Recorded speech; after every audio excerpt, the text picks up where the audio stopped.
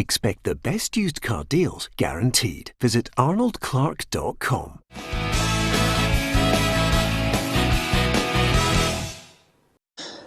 Welcome to Peter and Roughie's Football Show, sponsored by Arnold Clark. We're live on Facebook and YouTube. I'm Peter Martin, Alan Rough, Barry Ferguson and Alison McConnell are here with me. The SPFL has declared the Premiership season over. Celtic have been declared the champions for the 9th consecutive time in a row. Hearts will be relegated.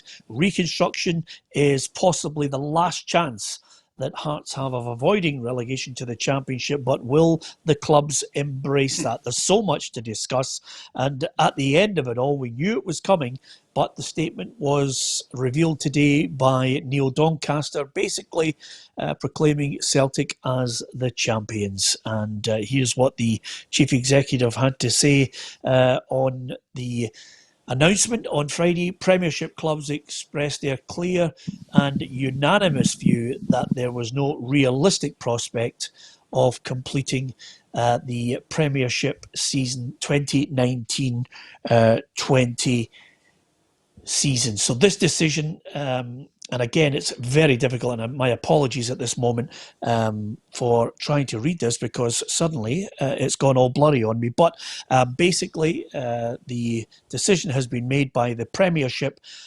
clubs in agreement on Friday, and then once they got past the decision with no objections from any of the clubs, it allows them to pay £7 million in fees to help clubs stay afloat during the incredibly difficult time.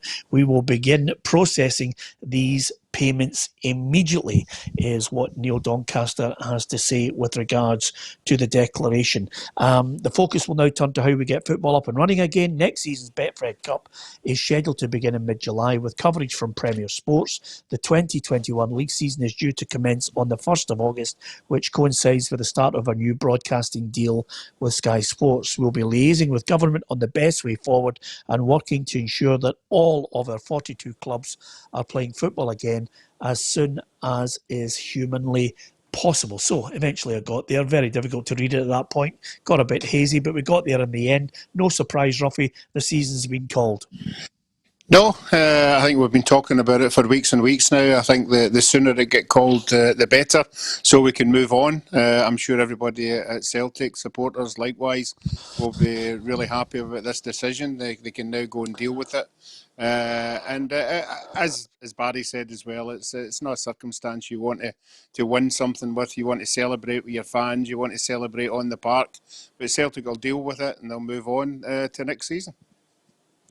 MURDO MACLENNAN had a statement released as well on the completion of the season, and basically, again, he says, I'd like to take this opportunity to congratulate Celtic on their achievement of winning the Premiership this season, and also to sincerely commiserate with Hearts on their relegation. This is not the way anybody involved with Scottish football would have wanted to conclude the league season, but given the unprecedented circumstances we are facing, the board has agreed that it is the only practical way forward. COVID-19 has wreaked havoc on sporting competitions around the world, and the repercussions will be felt for a long time. Scottish Government restrictions and deep concerns for both player and spectator safety left the SPFL with no realistic option but to call the Premiership now. And I think we were well aware that that was always going to be the case, but they had to go through every avenue and, of course, clear that situation, Barry Ferguson, with UEFA as well, based on the government and the medical recommendations that they had before them.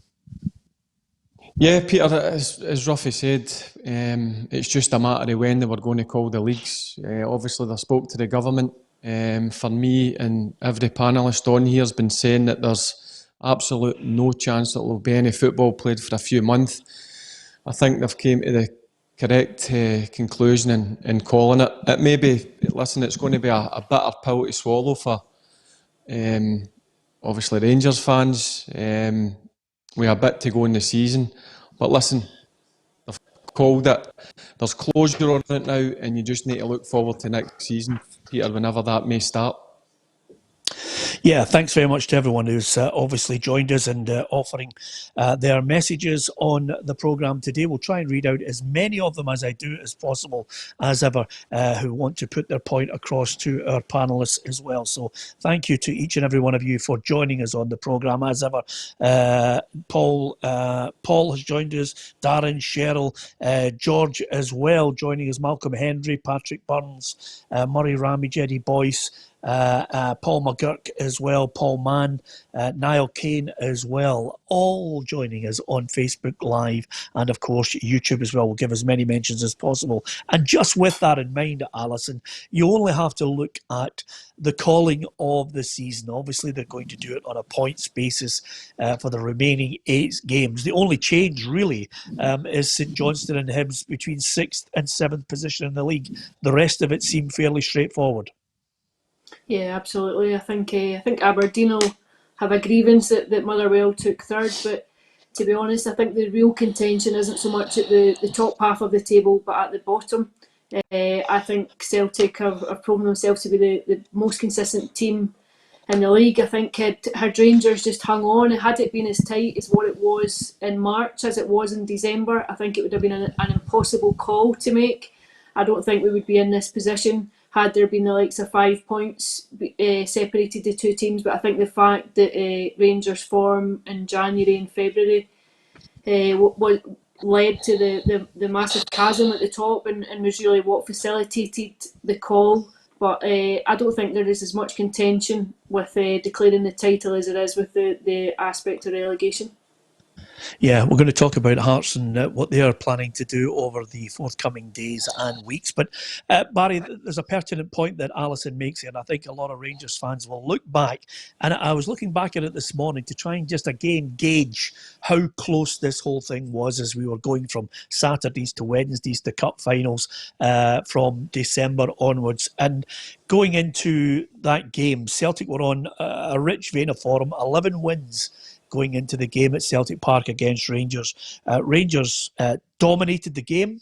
And this was after 3 weeks prior to it, Barry, where they dominated again the League Cup final and lost it to the 1 goal and missed a penalty. And then you look at the game at Celtic Park. Suddenly Rangers win it by 2-1. They're now 2 points behind Celtic. And there's a real feeling with a game in hand that the season was there for the taking. Definitely, Peter. I think in this time in lockdown, the manager and the coaching staff, and I would like to think the players, it's a bit of time to have a bit of self-reflection. I thought the first 5 months of the season was very good. They were competing with Celtic, as you says, in the Betfred final. And then, obviously, with the last Old Firm game before the break, I thought Rangers dominated the game and were excellent. But whatever happened during that winter break, Peter, Celtic come back and marched on, and Rangers kind of hit a brick wall. So that was the worrying part for me. I thought, as I said, first half of the season excellent, second half the manager's got a lot of thinking to do, and so is the players. And do you know what now, Peter? It's closure. The league title's been given now. Now they need to focus on next season and making sure it's not just about 5 months, it's about producing it for 10 months of the season. Well, it's a key issue there, Roughie, because Stephen Gerrard said after they'd won the game at Celtic Park, we need to come back out of the break stronger and better than we did last year. And in the end, I looked at their form, and after the win over Celtic, 5 wins, St Mirren, Ross County twice, Hibs and Livingston. They defeats to Hearts, Kilmarnock and Hamilton. Draws against Aberdeen and St Johnstone, and obviously lost in the FA Cup to the bottom team in the league, which is Hard Midlothian. Celtic went on to 9 wins and 1 draw with a 13-point gap. They were just relentless. Yeah, and I'm sure the Rangers manager will be scratching his head about that whole scenario. You've already touched on the 2 games that Rangers won there. And I think that's what the Rangers supporters were sort of hanging on. I know Celtic were 13 points with Rangers with that game. They believed that they could beat Celtic again and maybe cut that deficit even more. But the form didn't suggest that, particularly the Hamilton Accies result at home. You know, I think they were on a bit of a downward slide there, and Celtic weren't showing anything like that at all. So Stephen Gerrard, yeah, I think Barry touched on it there, but they will be scratching their heads to what happened after they come back out of that break, because they definitely weren't showing the form. A lot of people will say maybe some of the players just couldn't live up to the pressure of chasing Celtic, and eventually it catches you. And that looked as if is what it was. There was certain players weren't producing the form that they were just before the break. So you'll have to seriously look at that. You know, maybe bring in a better player, somebody with a better, stronger mental mentality when you're chasing it and it comes to the real crunch that you need these players to respond. So that'll be something you'll have to look at. Yeah, and of course, great credit to Celtic. They are the champions, and this is the second time in their history that they've managed to complete 9 consecutive titles in a row.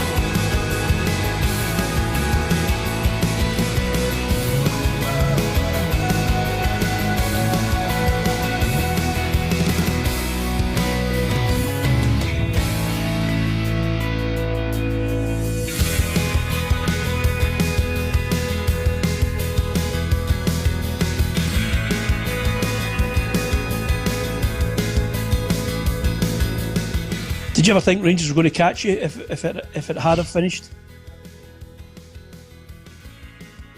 What, for the 8 games?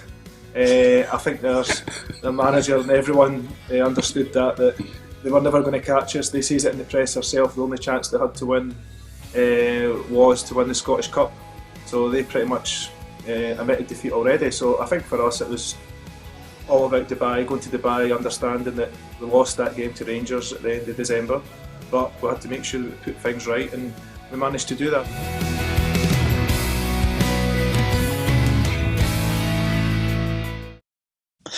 I don't think there's any doubt, Alison McConnell, the December defeat to Rangers really kind of stung them into action.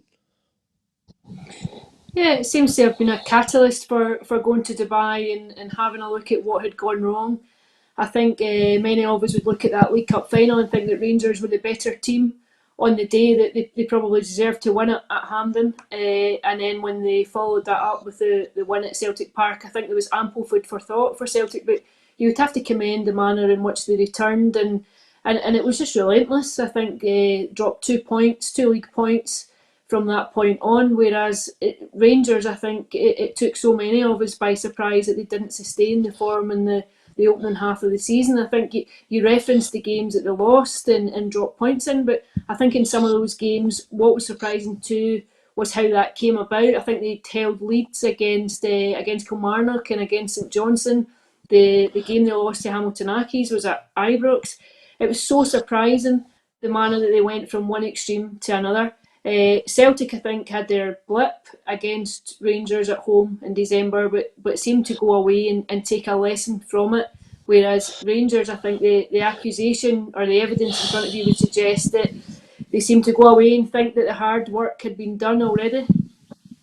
Barry, with that in mind, is it perhaps a case, when you've gone over the course of it before and you know what it's like to win a title, when you've gone over the course of it before and you've got that mentality, you've mentioned it in your column in the Daily Record, and you've mentioned it countless times on this programme as well. You need to have that mental strength. You need to be a winner. Does Stephen Gerrard go away now and think, okay, if I'm going to stop 10 in a row, I need to take some players out who didn't have that mentality? Yes, Peter, 100%. I believe that's what he'll be having conversations with his staff about. Look, it was evident when they come back off the winter break, when you go away to places, Peter, and look, I've seen some games with Celtic where I didn't think they played particularly well. but they got the 3 points, and that's what you need to do when you win championships and win trophies. It's not always all about playing great football. It's when you go to places like Tynecastle and even at home against Tam McManus, when the demands and expectations are on you to win, you've got to find a way of doing that. And I think that's where the manager will realise that he needs maybe 2, 3, 4 players in with that sort of mentality. I do believe there's good players at Rangers, Peter, but I think he needs to add guys who can handle it, because when you go in after the winter break, that's the business end of the season. It's okay the first half of the season, but when you go into the remaining 3 months of the season, you need to produce results. It's not about playing well all the time, it's about producing 3 points. There are key games in the season. We've managed to highlight 5 of the key games that swung it Celtic's way.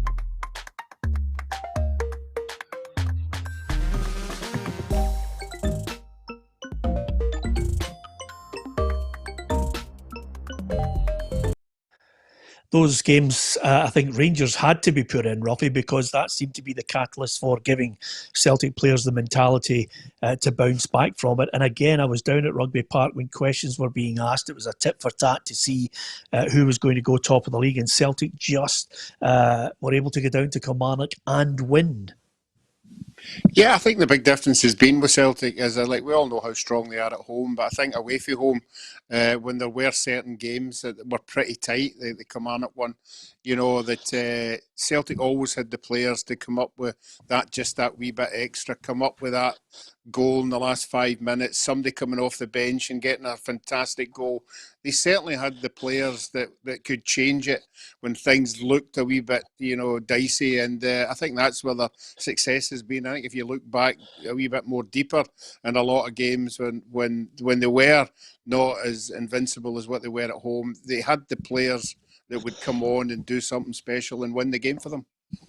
Everybody's talking about the financial situation, Alison. I mean, obviously the champions Celtic will have their own financial worries and hit because there's been no fans there. There's been no ability to obviously go through the title celebrations. But it's going to be interesting.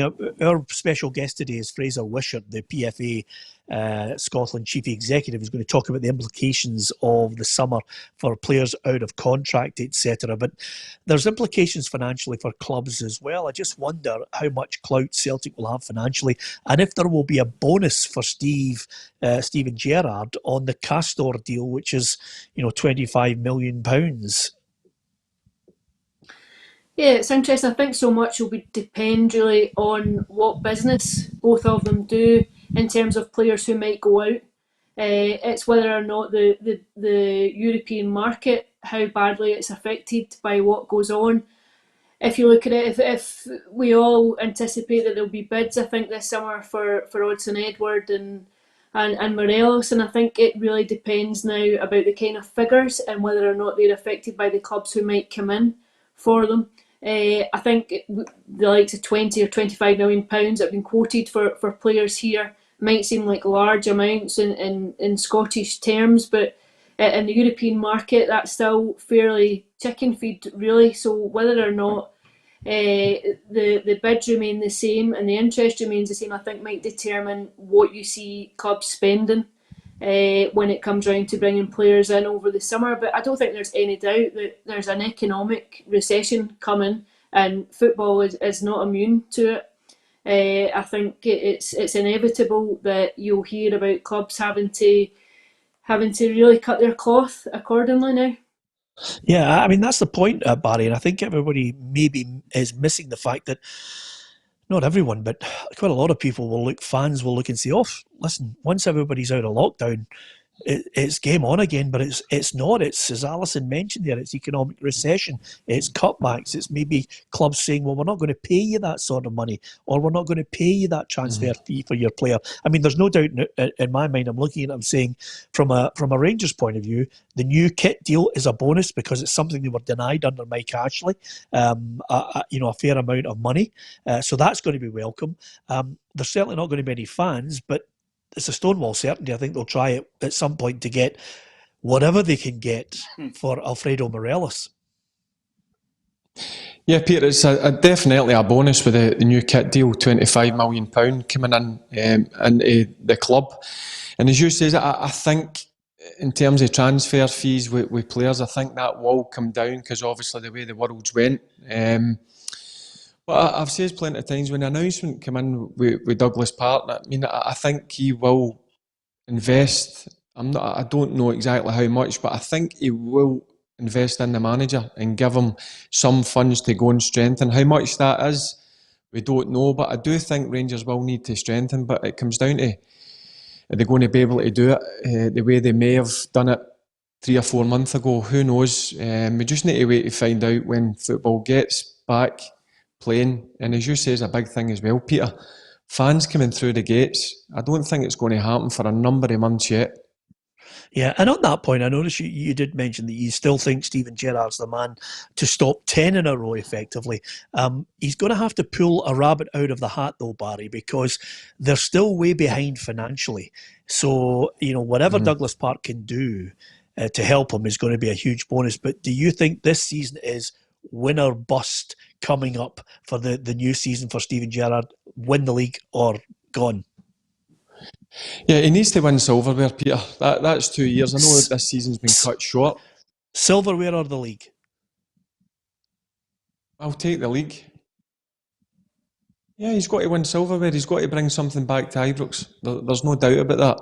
That's 2 years that he's been up now. I know this season was cut short, but he knows now, when you're at a club like Rangers, Peter, there's demands and expectations. The fans want to see silverware coming back to Ibrox at some stage, and I believe that he is the right guy to do that, and I do believe that he's got a very good chance of doing it next season. Now that might come down to Douglas Park having to invest a bit more money than he would like, but I'm sure he'll put his trust in the manager to do that. I always said, Roughie, I felt as if the 2 seasons, this one which has been curtailed, and the next one are the most poisonous in Scottish football because of the edge of 9 in a row, because of this obsession with 10 in a row. Yeah, and I think Steven Gerrard will know exactly what that means. I think now I think Rangers have to show their supporters a bit of intent. I know we've discussed the money there. There's maybe not a lot of it going about, but I think this is last chance saloon for Rangers. They can't afford to let Celtic get 10 in a row, and I don't think Steven Gerrard can either. I think if Celtic were to get 10 in a row, I think Steven Gerrard would say, right, give it my best shot. They've got the 10 in a row. I need to move on somewhere else. I think the league is a must for Rangers and Steven Gerrard for the future. And it'll be interesting in the next weeks that come along. Both of the clubs will be showing intent of how anxious Celtic are to get the 10 and how anxious Rangers are to stop them. Yeah, and Peter, you still have that. Yeah. Peter, this is where it's going to be important in the transfer market now. Next season, the demands and the expectations that are going to be placed on top of the Rangers players and management shoulders. So the transfer window, bringing players in, he's got to get it spot on. As I says, I'll go back to the last 3 months of the season, or 2 months before the virus kicked in.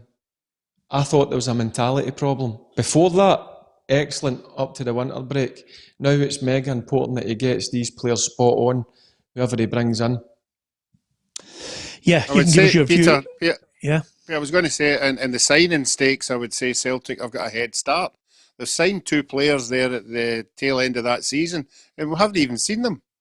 2 guys that have cost a lot of money, and they obviously could be big part players next year. So that's 2 players of a head start Celtic have got. Yeah, it's going to be interesting. You can give us your view on that. Peter Tierney, thanks very much. John Collins, Brian Johnson, Jason Wood, Sean Dixon, Brian McCutcheon, John Dock, Andy Ferry, lots of people commenting on our Facebook page. Thank you very much to you, Torquemada, as well as 369, John Duncan, and Ali, as well as Gary Love and Stephen Coulter. There are so many people, Patrick McFadden on YouTube as well, all offering their tuppence worth on Celtic winning the league. And of course, there are more than a few jambos out there want to talk about Hearts possibly going out of the league. I say possible because there's still this thin chance of reconstruction, which we're going to talk about shortly.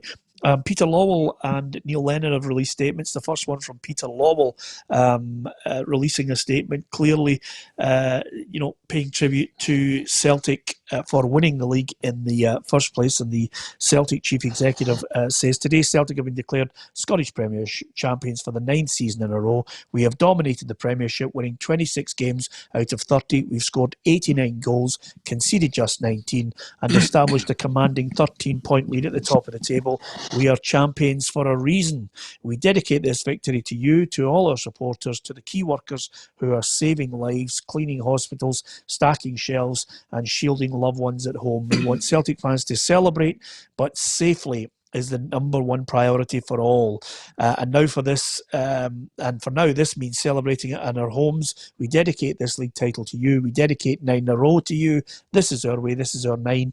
This is our time, says the Celtic chief executive. And no surprise that the Celtic manager, Neil Lennon, has obviously released a statement, quite a lengthy one at that, but we've obviously edited various points of it. But Neil, it is with great pleasure that I'm writing to you in this email, this message, thanking you all for all you've done in bringing home 9 in a row. Thank you for everything. The passion, commitment and energy you bring to Celtic always gives us strength, and it is these qualities which have been crucial and once again allowing us to deliver when it mattered. You're the best around, and once again, you, along with my players, my backroom team, indeed everyone at the club, have been the difference. Well, Alison, dare I say it, Neil Lennon has delivered effectively 5 of the 9, because he took over from Brendan Rodgers at a difficult time, but that was before he started it all off with 3 title wins, and he's now backed it up with another 2. What about his contribution? Yeah, there's a symmetry there, isn't it? I think he got the first one and he's just delivered the 9th.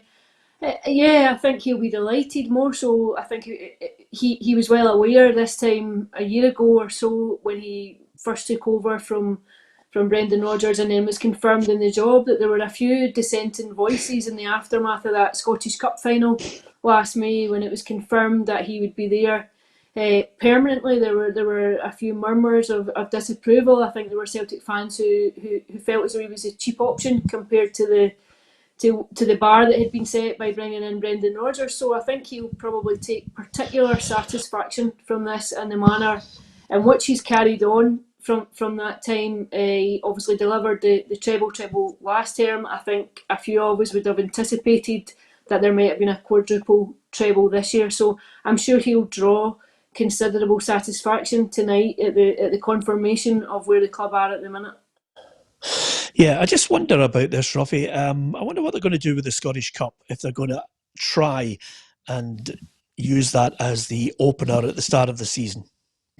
Well, they seem to be continue to talk about it. Obviously, the main people there are the boy Cormac from Aberdeen, whose club is in it.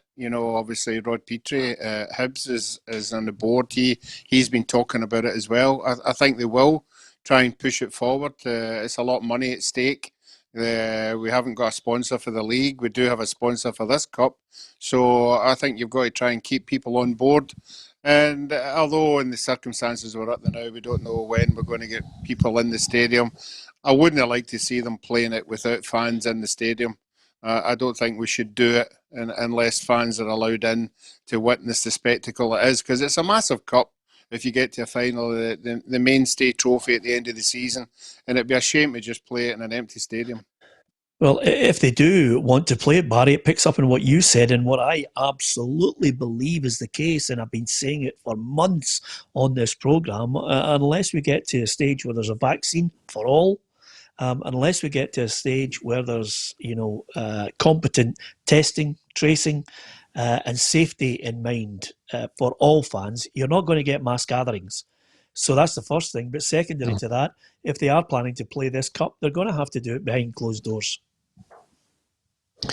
Yeah, Peter, and look, I guess the panel on here today watched the Bundesliga games. I mean, it was great to see football again, but Peter, it just didn't seem right to me with no fans in the stadium. And Roughie makes a great point. The Scottish Cup's huge up here.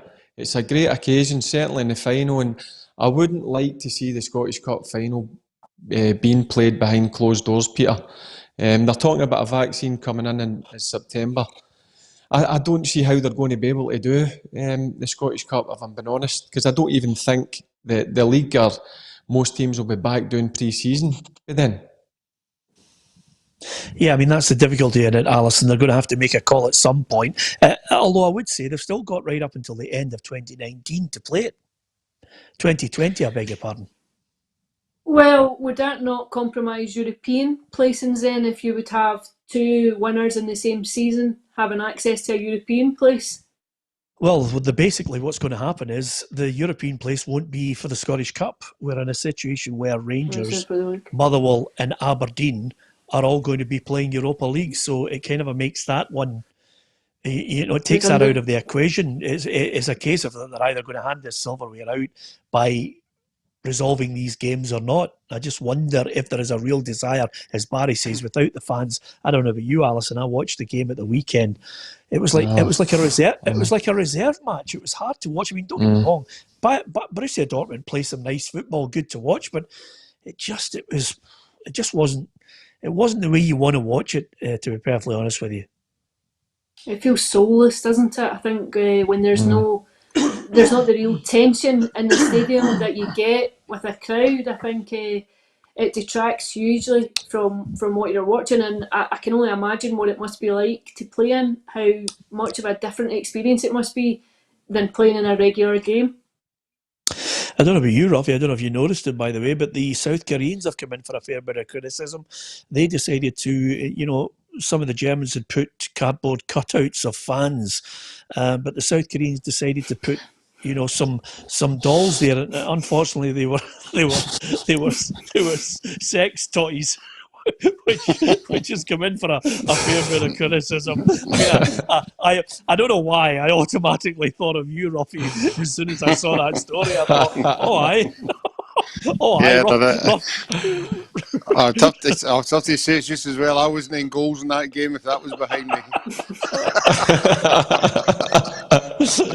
I automatically thought about you. I read it and I thought to myself, Roughie will be wanting us to bid for the football if this is the case. But nevertheless, it was soulless. It was a moment of joviality in amongst a situation which at times you could hear players shouting. You could hear the odd clap from some of the training staff at the back. But other than that, it just wasn't great to watch. Football without fans is nothing, as we've heard on many an occasion.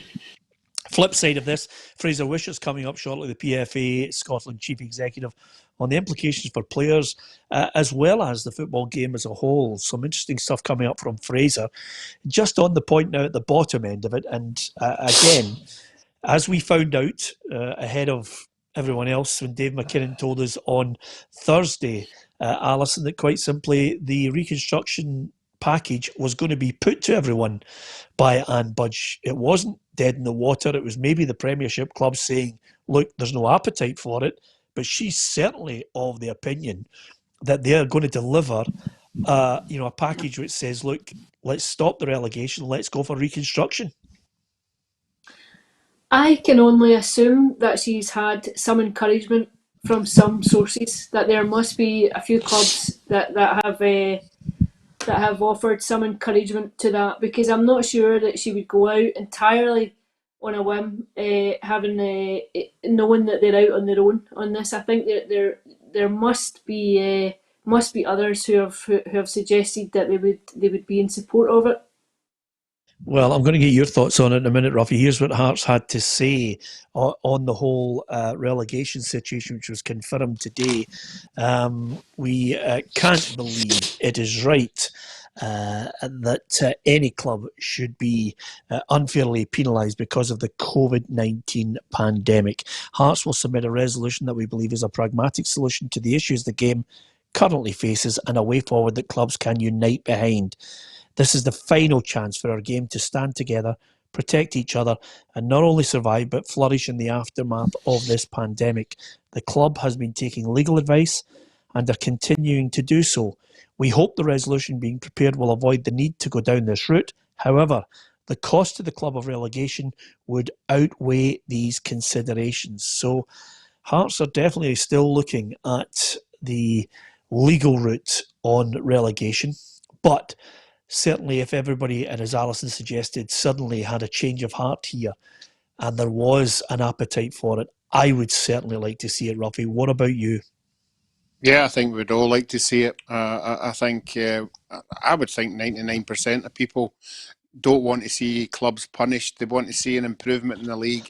And I don't see what just promoting two teams up into the SPFL would make that much a vast difference to everybody in the scale of things, particularly when you weigh up everything that clubs are going to lose out it, you know. And I think we have to remind people as well, Peter, when you interviewed Neil Doncaster, he let it slip. When you asked him, you know, what about league reconstruction? And right out the blue, he said, well, you have to ask Anne Budge and Les Gray about that. You know, so it must have been active then when you asked them that question. So they've had a few days to actually debate it, and it'll be interesting to see what they come up with. I think if it was 75% to pass it, they might have a chance. If it goes to that 11-1 vote, there'll be somebody down there that'll be looking after themselves. And that's the reason I think it'll get hit in the head. Yeah, I'd still like to see it, Barry. I'd still like to see, and I'm not being biased because you are on the show, I still believe in the meritocracy of this pyramid system that we all bought into. Even a playoff, if they can play the Scottish Cup later on, they could have playoffs before the season starts. But if they can't get to a situation where two clubs are added and Brecon are not relegated, I'd like to see the playoff. But there's certainly an appetite, I think, for at least looking at this last-ditch proposal. Yeah, there is an appetite. I spoke to our general manager yesterday and he's been in contact with a number of clubs and they're all for getting it back on the table, Peter. I just think it's the best forward, Peter. I think it's the damage. I understand Hearts for getting relegated in terms of when the worst year, but I don't think they're to be relegated. But I look at Partick Thistle, they're 2 points behind and they've got a game in hand. I can't see him relegated. I'm going to have to come back to you just basically because so many of your good points there were absolutely lost. You've been breaking up on us, so hopefully I'll get you back on that point because it's such a key point, and I want to ask you a second question as well, Barry. Let's see if we can get back to you, Roughie. Peter, I was going to say, Peter, am I led to believe that if the SPFL don't get that money out to the players tonight, and Hearts do take legal advice and take that forward, then all that money's frozen again? Run that past me again, Roughie, that if they don't get the 7 million out. If the SPL don't get that money out to the clubs very, very quickly, and Anne Budge goes to legal, then the money can't be dispersed until that's sorted out. Well, if that is indeed the case, then we're going down another route of legal action. I'm just going to try again with Barry on this. Barry, it's a last-ditch attempt. I want to follow up with a second question on this, which is basically that, well, let's try this one first. Kelty, it's been reported that Kelty are looking at it and contemplating legal action now on this situation. Can you hear me, Peter? Yeah. Yeah. I missed you there. Could you repeat that, please? Yeah, no problem. It's let's deal with this point. Are Kelty Hearts now, because of this situation, contemplating legal action? No, we are. We've been in contact with a lawyer, and as far as I know, I'm not privy to all the meetings that's went on, but we have sent a letter in through a lawyer into the SPFL. That's not been. We've not had a response yet for it, Peter. I'll make a phone call tonight or tomorrow to see how far that's went, but we are definitely going down the legal route. we believe there's a couple of things that's been unfair on us as a club. So we just need to wait and see how that pans out, Peter. But you do feel as if there is, a legal case there on the basis that in the rules there was a promise of a playoff. Yes, it's the playoffs SFA ran, and we have not been notified by the SFA that the playoffs been cancelled. It was SPFL that had took it upon themselves to cancel it. And with that in mind, this point that I made that you did miss out on, which I think is pertinent as well, it seems as if this is the last ditch bid that Anne Budge is putting together for reconstruction. Whether her proposal involves Kelty and Brora, I do not know, but it is last ditch. Why am I away again?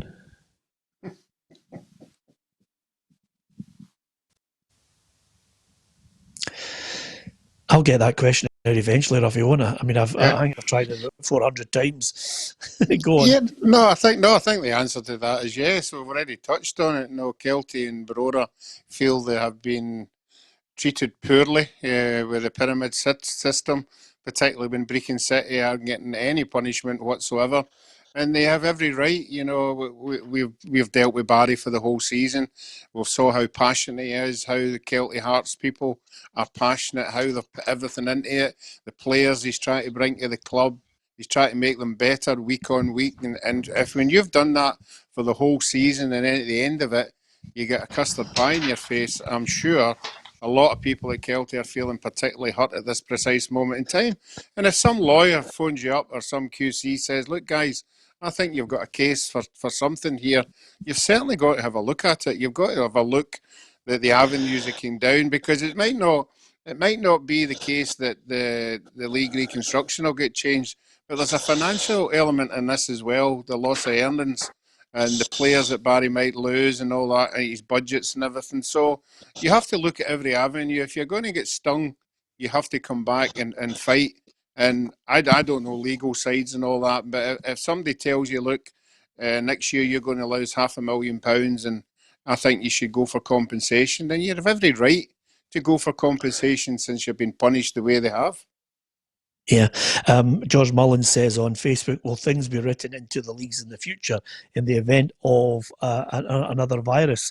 I would suggest to you they'll have a new law in every part of the league rule book, and then it probably won't happen for another 100 years, Alison. That's the way of this whole situation. Unprecedented, caught everybody out. Completely. There's not one of us who sat 6 months ago and said the world's going to come to a standstill because of a global pandemic. It sounds like something out of a bad sci-fi movie. I don't think any of us could possibly have predicted the impact it would have on our lives in every aspect of our lives, sport aside from that, just the basics of trying to go about a normal life. It's been extraordinary. It's been an extraordinary experience for us to try and live and work through, but you're right. I think it frames the thinking now going forward in almost every aspect, and that's not exclusive to football. Yeah, Gary McGurn says some clubs just don't have the money to go down a legal route on this. This is the other thing about it, Barry. People have to look at it and say, well, Hearts, they're going down. If they're going to fight it, are they going to fight it in the court and cost everybody money, including themselves? Yeah, Peter, to be honest, I don't know in terms of the finances what it's costing us. That's a question you would need to ask one of the board members. I don't know how much it's costing. I'll be honest with you. I just do know that we have got a good case to put forward.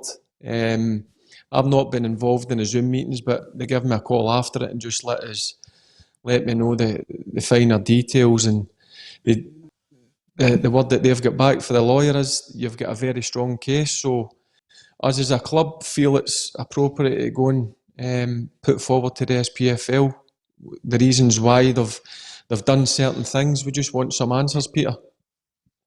Yeah. Now, this is the other key issue here, which I think, Hearts will plead their case because they could have got out of it, Roughie. I'm sure you have that same argument as Stranraer may well have as well. But you know, in the cold light of day, Roughie, I think when everybody analyses, if there's no way back for Hearts, and I hope there is a way back, but if there's no way back, I look at the forum, I look at is it mismanagement or is it just, you know, major mistakes that they made along the way? But you look at their forum, they waited after they kept Craig Levein on too long. They waited for Daniel Stendel as some kind of saviour. He came in, 8 defeats, 5 draws, 5 wins. They had a league win over Rangers and Hibs, and then a cup win over Rangers and a couple of cup wins over Airdrie and Falkirk. Their form was abysmal. The way they played was hard to watch. They didn't look as if they were capable of getting out of it. Yeah, I think their biggest failing has been in the last 3 windows, the signing policy. I think at one stage they were bringing like 6 and 7 players in to the club and then playing them immediately into the first team. And then that never worked. It went on to another signing and then another batch came in. There's been no unity at all in that team for 2 or 3 years just now. I think the signing policy has been all over the place. I don't think they've identified the right players. In all fairness to them, they have picked up a few injuries to some really good top players. But again, I just think the signing policy is their downfall. I don't think they've bought the kind of Hearts player that the Hearts supporters are used to seeing, and that's where they fell down. It's been a catalogue of mistakes, Alison, and the next couple of months could be so crucial because this all follows on, as Roughie and Barry were talking about there. Do they contemplate legal action? Does that have implications for other clubs? Financially, it certainly has an implication for the Hearts. Then, if they have to accept their fate and go to the Championship, does that have implications for Daniel Stendel? Does he stay? And do they then go and try and employ another manager who has to work with either this batch or a very limited budget to change their fortunes to get out of the Championship? This is just one nightmare hurdle after another for them. Absolutely. First of all, I think I've got a lot of sympathy for Hearts, and I think there is a genuine sense of grievance if you're being relegated in the circumstances that they find themselves in and without the opportunity to get out of it. I appreciate what you're saying. I saw quite a bit of Hearts last season and I would agree with all your points. I thought they were dreadful for much of it, I really did. And I actually think that they would have gone down. I'm not sure how they would have prevailed in a playoff, but I definitely think they would have been in the mix. For me, the big feeling was John Robertson. I think the sensible appointment after Craig Levein would have been to go and get John Robertson in. Someone who knows the club, who's familiar with the club's demands of the club. I think he might have been able just to kickstart things a bit.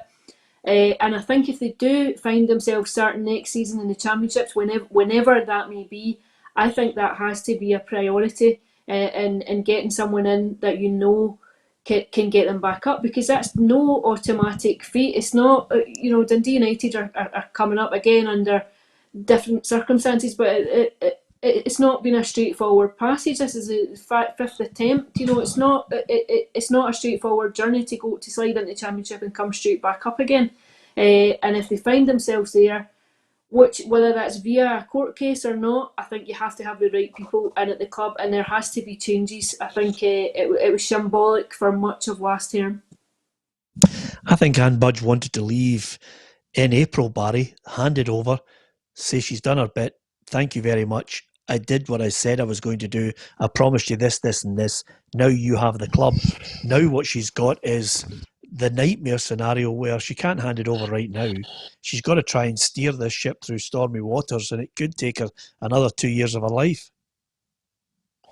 Yeah, and I think she will steer it through the stormy waters, Peter.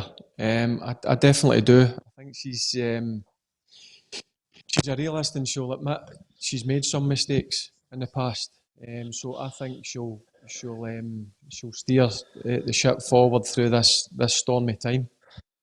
Yeah, I just got to get your thoughts, Alison, on Motherwell. I think it's only right and proper we pay tribute to them. 3rd in the table at the end of this. No mean feat when you consider Motherwell's budget. That's excellent. It was funny, it's a kind of up and down start at the beginning of the campaign. I thought their form was a bit erratic, but they settled down. I think they've played well, brought in changed entirely how the team played this season, and they've taken a good reward from it. Yeah, okay. With all the topics that we've been discussing, thank you very much to so many people who have been talking about this. John Paul says, to be fair, if Dundee United are going up, surely Barry's team should go up as well. And a lot of people, John Duncan having his thoughts on this, Paul, Scotch Whisky, Patrick McFadden, so many people offering their thoughts, Gary McKean as well, Robbie Dinning, all on YouTube joining us. And if you are on YouTube, don't forget you can subscribe to our YouTube channel, and that will allow you to join the football family and get all the updates. Will be with you right throughout the summer.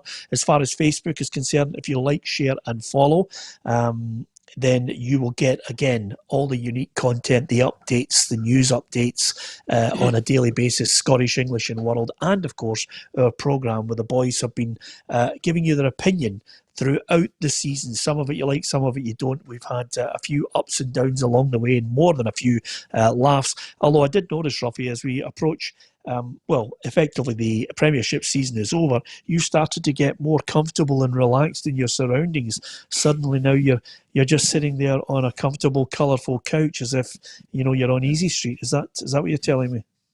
Yeah, well, I had 8 weeks of sitting in an uncomfortable seat, and I thought it was time to move. I should have been a wee bit more productive in setting it up, as you know, before, but it feels a lot more comfortable.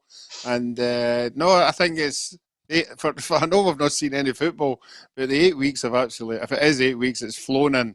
I think we've had enough to talk about. I think we've had enough, as you said, good laughs and a lot of serious points. And let's just hope we can start talking about football now. Yeah, absolutely. Although I don't know about you, Barry, you've kept things fairly monotone with your grey background, but Roughie looks as if he's really embraced bargain hunt and just bought lots of different furniture. Yeah, I know. I'm not sure about the colours of the sofa. Quite to be honest with you, a few antiques in that house, I see. Yeah. There's definitely more golf trophies up there than there is football ones. Yeah, absolutely. And of course, don't worry about it. We will eventually, as the clamour and of course the pressure increases, Ali, we will eventually get a mobile camera to go into Ferguson's man cave to see exactly how it looks. We can put books behind us and various things, but once we get into that man cave, there will be all sorts of treasures in there, Ali. I bet. I wouldn't mind having a look. Yeah. No, I'll be going up to drown my sorrows in it tonight, I think. Yeah, I think there'll be many a person will be listening out for a howling wolf from the Barry Man Cave, to be perfectly honest with you. I mean, that's the joy of it all. There's been a fair bit of banter, some of it healthy, although I wouldn't like to be the guy, and I suggest this to you, Roughie, I wouldn't like to be the guy who was roaming about Glasgow just posting 9 in a row trophies all over various Rangers outlets because one CCTV camera and he could be in big trouble, to be perfectly honest with you. He must have been on a covert mission last night to make sure he got them all up. Yeah, you're right, Peter. It must have been an SAS sort of a ploy. You get in there quick and get out before anybody sees you. But you're right. If anybody gets identified, they're in trouble. When I saw the Loudon Tavern coming, I went, "Oh my God, that guy better not live in the district for a start." I mean, honest. I mean, if he didn't have his face blacked out, goggles, and walks, I mean, the last thing you need is a car with a registration plate on it pulling up outside it. To be perfectly honest with you, because he's in big trouble. But nevertheless. Thanks to everyone again. And Niall Kane, who's been with us all the time across so many of our Facebook Lives. Niall, we always enjoy your chat. Of course, a big Aberdeen fan. We've got fans, Barry, that have come from all quarters joining us on our Facebook and YouTube Live since we've been in quarantine. And of course, the figures have been absolutely sensational. People obviously sometimes come on, Barry, to think you're not going to trap, but you are man enough. You've been there when there was the highs and the lows, and you'll still be there until of course you get the big job and we all get a custard pie and a big farewell do. Yeah, Peter, I was going to use an excuse today about something, some internet failure or whatever, but do you know what? Here, listen, you've got to take the good with the bad. You've got to man up. You've got to man up. Yeah, you absolutely have to, Barry. And to your credit, by the way, you've never shirked from it. Never shirked from his responsibilities. Roughie gives an opinion. Some, have maybe thought that he wouldn't be able to give an honest opinion or totally unbiased, but he's been absolutely superb as a signing for us. He's every bit the number 6 we suggested he would be. Yeah, I think the only disappointment is that we're all in our houses here and we can't see him coming through that door after a fantastic Rangers win. You know, with that big smile and that chest, the chest out and the walk and everything. You miss that. You miss that. I've got it. I've got to be honest with you. See that August to the end of December, that was a fantastic 5 months for me. But it just went Pete Tong after it. And I don't know if you remember. I know this. I mean, it's difficult at the best of times when you deal with some of the serious subjects we've had to deal with. But I don't know if you remember. But in most of the shows, get that. That's the lawyer, Barry. Whose phone's that? Is that yours, Roughie? Is that yours, Roughie? No, not mine. No, it's Ali's. It's Ali's. I think it's Ali's telling her. Yeah, I knew it was Ali telling her when the bus leaves for the parade. But I was going to say to you, Barry, I was going to say to you, this is getting worse for me, this show. Oh no, they hang on your every word, because I don't know if you remember, you and I were sitting chatting about the whole situation with the league, and I said to you, is the league over? And I don't know if you remember, you looked at me and you gave me that cold stare and you said, it's definitely not over. It's not as if they're 13 points clear. And somebody's clearly taken that little bit of video and started firing it out across social media. So they hang on your every word. But you're right. I mean, Roughie, you remember a year back from again August to December, he was up and down like a yo-yo. He was flying and then it went flat. But this year, he said, August to December, there were so many good, positive things for Rangers along the way that, you know, he was firing in on a Monday just high as a kite. Yeah, it was get to the stage now. We were just all sitting waiting and him coming in his car just to park and see what that step as he came out. That sort of when his tiptoes into the door. And, I think the doors just opened automatically. You know, he's to get in there. They just come in and that was it. Yeah, he was like Obi-Wan Kenobi. He just used to open the door by some powerful force, and then obviously those were. Listen, at that point, Barry.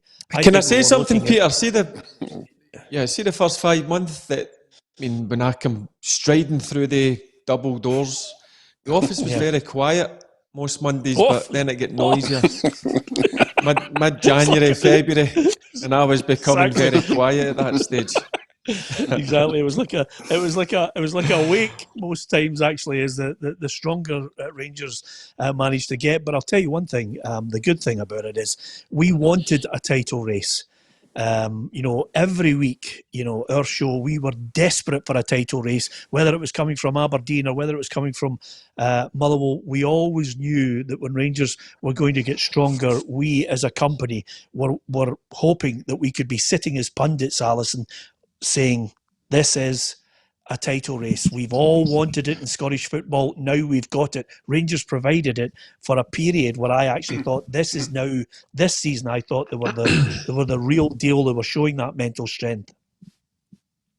I think when we headed into the winter break, we all anticipated that. There was chat about it going right to the wire, about going back into looking at these last two Old Firm games and the impact that they would have had on it. And it goes back to my earlier point that had it remained as tight as it was throughout those months, that we wouldn't be sitting just now and discussing the league being called, because it would have been impossible to do it. If you look at what happened in Holland, it was just too close to call, two teams separated by goal difference, so they've not made the call on who's won the title.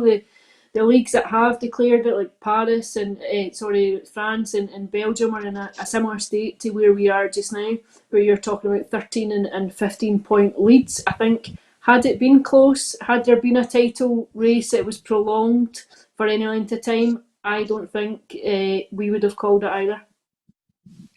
Yeah, that's a good point, Alison. Alan Gallagher, who's one of our top fans who regularly watches the programme, says on Facebook, I think a lot more Celtic fans have got a lot of respect for Barry since he's been on this programme. I know I have.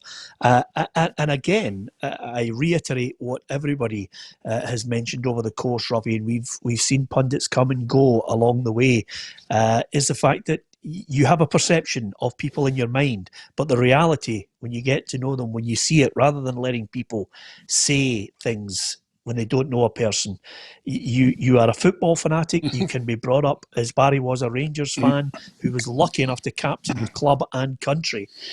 But when you have to give an opinion, you have to be as honest as you possibly can, rather than what I call some people who pander and actually won't give an opinion because they feel as if it would be against the rules of the club that they once supported or played for. Yeah, we've saw that on numerous occasions throughout the season. Certain pundits, who don't say it as they see it, they just want to believe. But I remember the first day when you said to me, let me run this by you, when you said you were thinking of bringing Barry onto the show, and I think my reaction was, what, you having a laugh? And that was...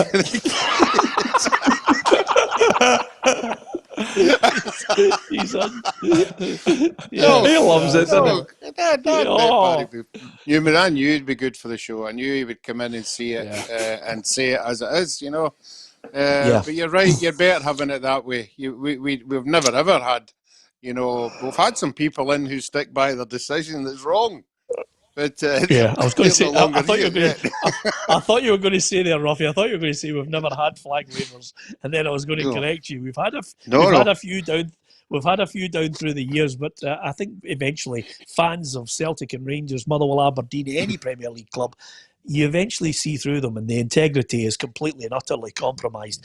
This is a league. It's, after all, only football.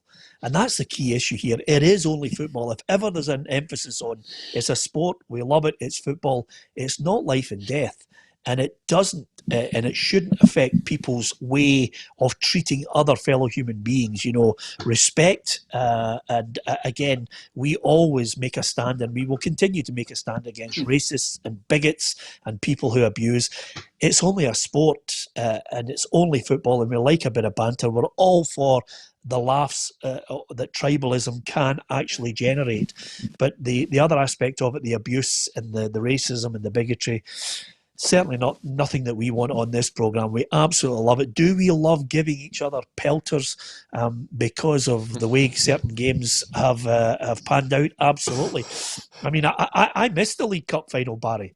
I was on my way to America for my wife's 50th birthday as a surprise for us. I missed the League Cup final, but all I could hear on the plane was the plane full of people actually going, oh, oh, oh. And then I'm thinking, what the hell is happening? And the whole plane was reacting to Rangers having chance after chance after chance in this game. I mean, it was just incredible. It was like one-way traffic. And then what you heard basically, for one moment in the whole journey all the way to America was this huge cheer went up, and I clearly at that point thought, oh, Rangers have scored, but it was Celtic scoring in a one-sided cup final. Yeah, I remember you saying you were going over at that stage, and halfway during the game, I was desperate to phone you, honestly, but I knew you were obviously 40,000 feet up there. Yeah. I'm thinking, oh, by the end of it, he was desperate to join you.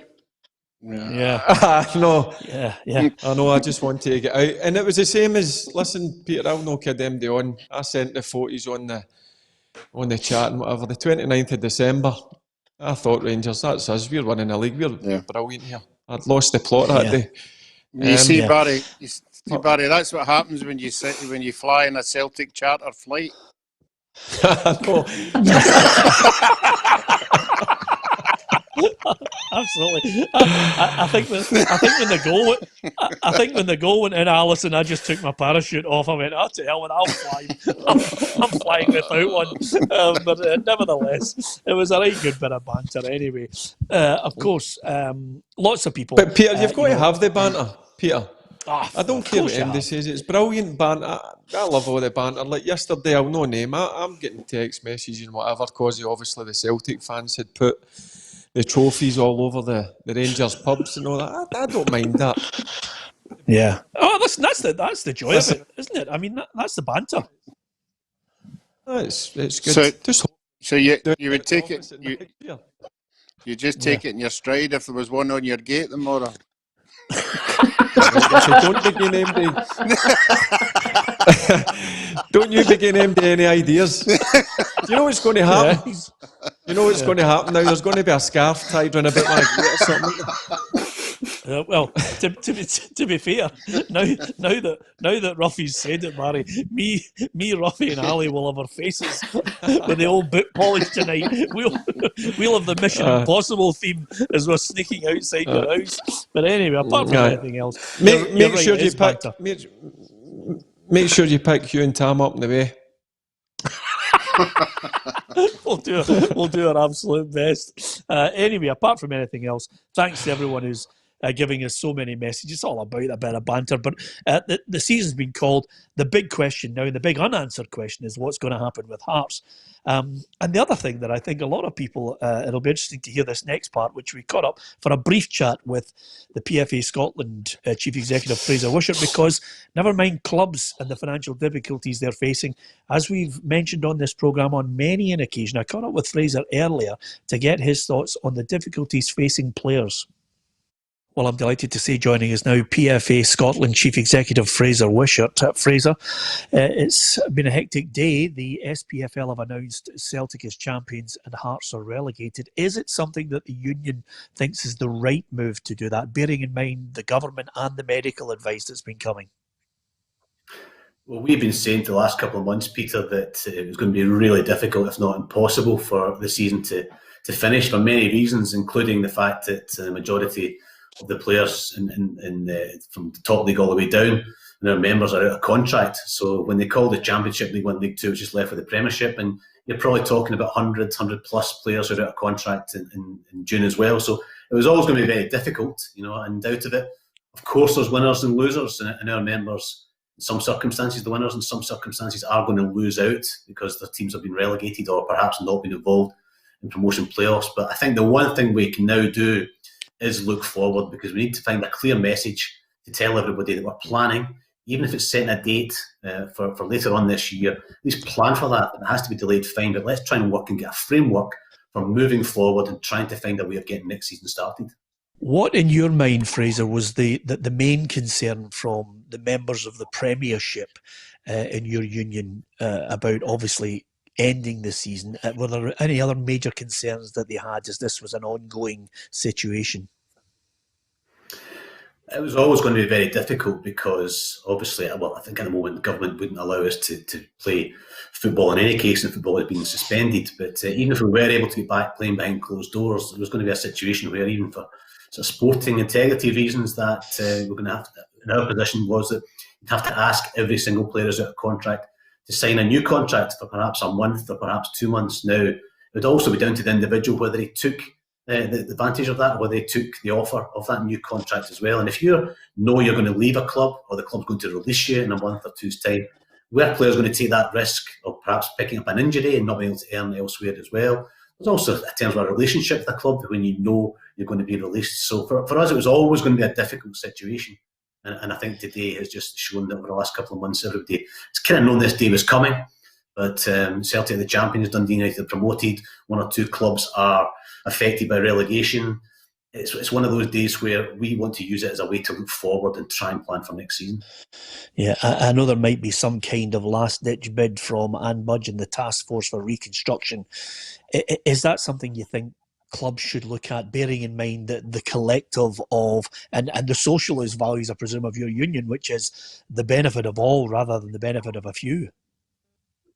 Well, we did the survey, and it was an incredible number of people. It was almost 700 players responded to the survey within 3 days a couple of weeks ago, and we fed that into the working group that was led by Anne Budge and by Les Gray. And I know certainly Les was very welcoming of the information from the players, and that's one of the important things that we see going forward, is perhaps listening to the players' views on how we get the game restarted, because in the end they're the ones that are going to have to put themselves in a position of going back on the field of play. But overwhelming was 75% of our members said they wanted reconstruction, they wanted it now, and they wanted 3-4 teams, which I think is an interesting concept to look for. And they wanted it to be permanent as well, Peter. It wasn't just for next season. I think if it was for one season, it'd be seen as perhaps saving a couple of clubs. But I think it was on a permanent basis to just freshen the game up, to also give another 2 teams the opportunity to play against some of the bigger clubs and get the travelling support from Celtic, Rangers, Hibs, Hearts, Aberdeen, all coming to the grounds. And even at the Championship level, where you'd have clubs who are currently in League One promoted and into a strong Championship, playing against the likes of big clubs like Dunfermline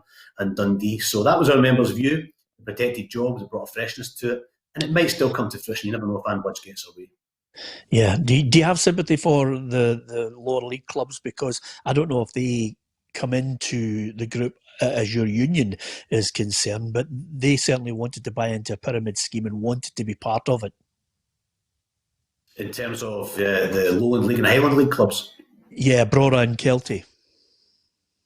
Yeah, of course. It was almost an impossible situation, because how do you play that playoff where they've got to play each other and then play against Brecon City? And the playoffs have been cancelled from top to bottom, like Falkirk and Inverness and Dundee and those leagues as well. They'll be feeling a bit hard done by in a sense as well. So there was never going to be a situation that was fair to everybody. Never going to be a situation, even if it was reconstructed as well, there'll still be teams that would feel that they missed out on perhaps playoffs as well. So it's been an awkward situation for everybody involved in football, but we now have a line drawn under this season, and can't emphasise enough, we've got a lot of hard work to be done over the summertime to create an environment that's going to be safe for our members to start next season at some point. Just regarding that safety, we've just witnessed over the weekend the Germans back playing in the Bundesliga. What are the main concerns you have for your players going forward, bearing in mind that we, as yet, don't have a vaccine? Testing, tracing, all of these issues are still ongoing.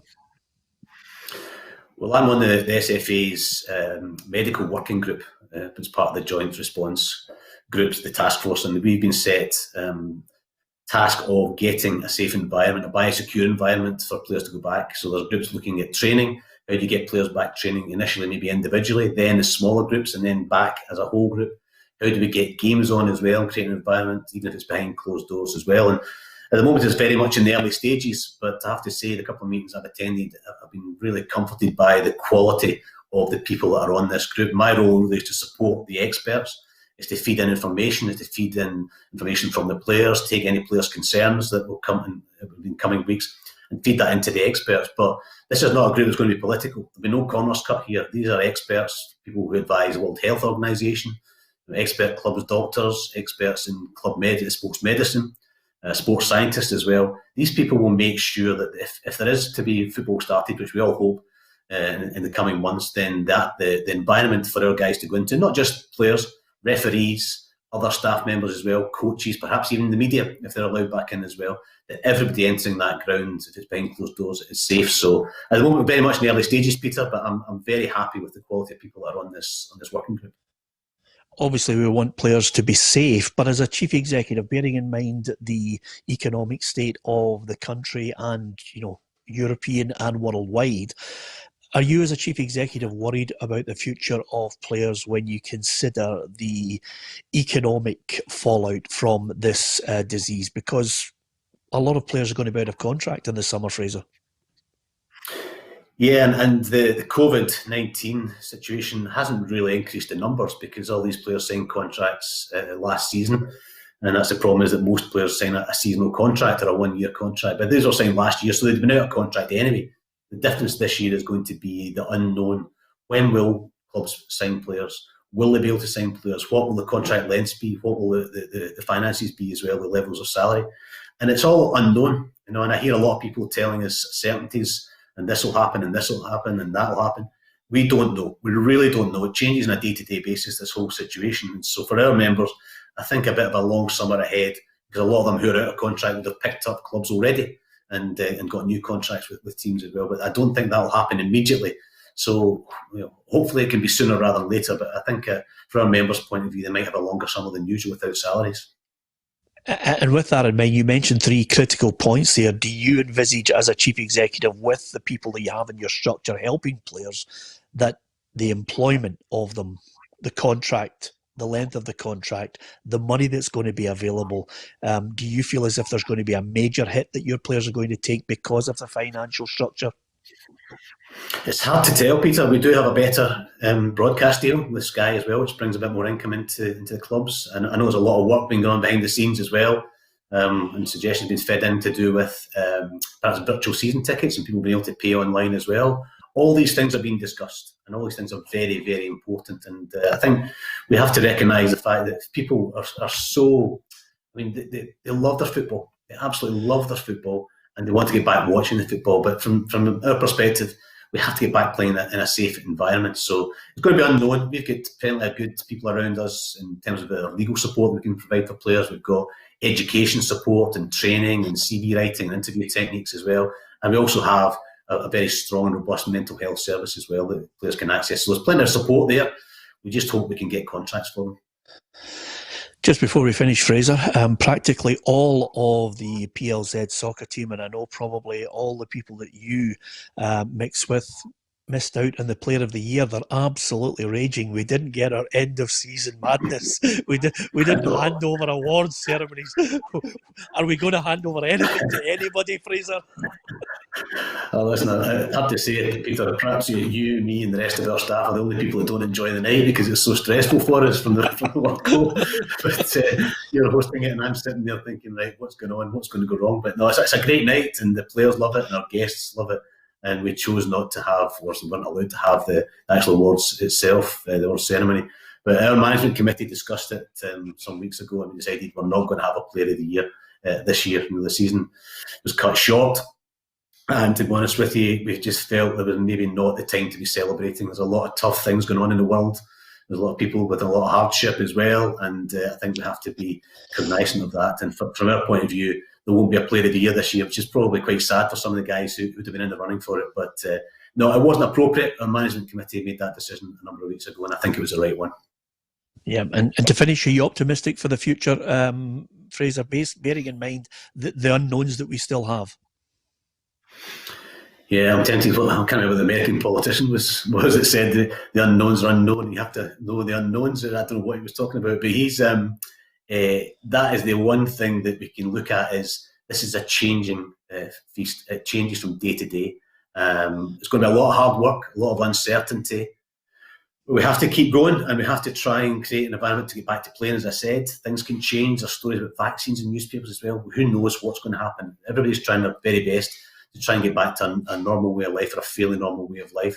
And I just hope we can provide some football. It was difficult watching the German games because there was no supporters there. And it's always a kind of throwaway phrase that football is nothing without supporters. I think we saw that. It's really different without supporters. But I would rather watch football without supporters than not watch football at all. And we have to, again, be very aware of what's going on in the rest of the world, and that's why some of the infighting and some of the stuff that's been going on behind the scenes in football has been a bit unseemly. And I think at this time when people are looking after their own livelihoods and family members are ill as well, I think, it can be a bit unseemly. But we've also got to recognise as an industry, it employs not only players, our members, employs up to 7,000 people, 6,000 or 7,000 people directly, indirectly through the media, through pubs and clubs and restaurants as well. There's a lot of people rely on football income as well. So we have to find that balance between looking at football as an industry and an entertainment, and also looking at people's personal lives at the moment. And I just hope we can get football going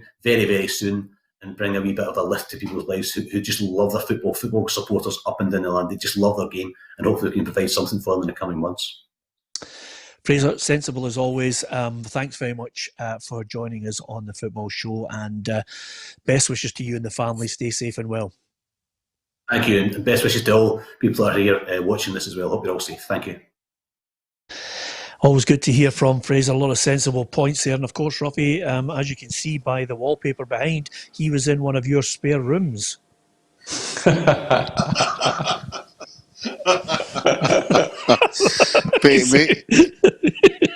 He makes a really good point, because this is the time of the year when football players don't want to see come, because there's a lot of them going to be released. Now the season's finished. This is the time of year, as we all know, when the clubs start releasing players, and it starts going in the papers who's been let go and who you can pick up and who you can't pick up. And I think Fraser's right. I think there's going to be an awful lot of clubs that are going to sit down, look at their budget, look at what they've got, and I think there'll be more players getting released this year than we've ever seen for a long, long time. And it's going to be tragic. It'll be interesting to see the clubs who stick by the players. There'll be a lot of clubs out there who'll be looking at the finances and wondering how they can help out players. I would like to think there is, because the players have all put in a good shift throughout the season. It'll be interesting to see the clubs the numbers that the clubs are releasing.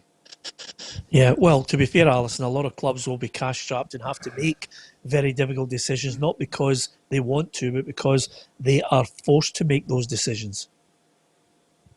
Yeah, it's an unenviable situation for so many people with both points of view there. If you're the club and you know that you're facing real, genuine financial hardship here, and you're trying to make ends meet and keep the club afloat and keep it solvent. And if you're a player coming to the end of your contract just now, you've not had the latter months of the campaign to showcase yourself, to show what you can do, to maybe attract interest elsewhere. You've got to feel for people in that, out with the very elite bracket at the top. It's just it's a normal job in terms of people paying bills and mortgages and car payments and all the rest of it. I think the period of uncertainty that they could be getting into over the summer is hard, and it'll feel hard because it probably feels longer than what it would in a regular season. Yeah, and Barry, some players will face that difficulty. Some might be lost to the game. That's the key issue here. You look at the English Premier League. Okay, there's millions of pounds. Some people might not be affected by it, but certainly up here, players will be worrying if they can pay the mortgage. And over and above that, we're in a situation where anybody that does get a new deal, we could have reduced length of contracts. We could have reduced money on offer, which some players are going to be forced to accept because of these situations that we face in everyday life. Yeah, Peter, but first of all, I will say it was encouraging to hear Fraser say that there is help and advice available through mental health or online courses. So that was great to see that the PFA are making things like that available. But the worrying thing was the amount of players that are going to be out of contract and they're going to go months without wages, and what the guys have just said there. They've got mortgages, bills, cars, they've got families to feed. So that is the worrying part for me. I just hope there's an emergency pot somewhere that these guys that are going to be out of contract in a couple of weeks, Peter, that they maybe get even half of their wages just to get them by. So it is a worrying time. I do worry for the guys that are going to be out of contract, and as I say, I just hope there's a bit of help there made available for these players. Well, as ever on the programme, I'd like you all to stay safe and well. Follow the government regulations here in Scotland, which means stay indoors. It's as simple as that. Unless you actually have to go out, there's a necessity to go out to run errands or indeed to get that vital piece of exercise. As ever, we are delighted with the figures. It's phenomenal the amount of people that are following us now on Facebook. Like, share and follow if you do get the chance. And over and above that, especially on YouTube, you can subscribe to our channel. As ever, we like to put out a positive message to all the football fans out there. You can tell today Barry, Alison, Roughie and myself are football fans as well as professionals in our chosen career. We like a bit of banter. We like it to be healthy. Some of the people who have been on Facebook and YouTube who obviously like to go down a racist, bigoted and abusive road, don't be surprised when you find yourself banned by the end of this programme. We're trying to get through and ban as many of them as possible to make the real football fans have an enjoyable experience on this platform. So if you're a fan who loves your club and wants to support them and wants to put pertinent points across, this show is almost certainly for you. For the others, we won't be seeing you later. It's as simple as that. So from Barry, who's heading off to a darkened room. We will see him hopefully in the next 48 hours, hopefully Wednesday. Thanks to Ali, thanks to Roughie. Have a safe night. Enjoy your family. Stay safe and well. From everybody on the Football Show, join us tomorrow if you can. Thanks for watching.